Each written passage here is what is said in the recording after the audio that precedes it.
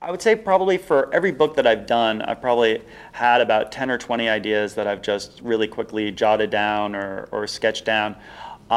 Even though I'm an illustrator really first and primarily, I always start with writing. And whenever I have an idea, if it's a sentence, if it's if it's a whole story, I'll just write it down and I'll put it away.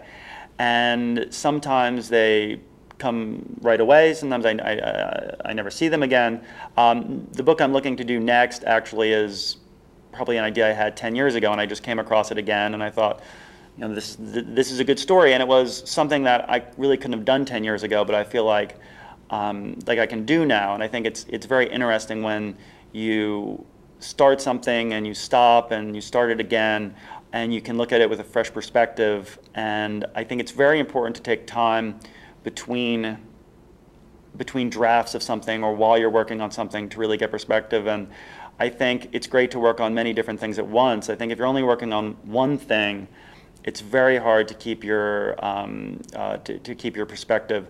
So I like to start, as far as process goes, I like to start with a quick story, and then once I get that into a form where I know the beginning, the middle, and the end, I then I do quick sketches. With a Madeline book, it's different because it's in rhyme, so I'll come up with couplets of rhyme that I like, which almost in the end are never used, and the sketches are never used, but it just gets you started.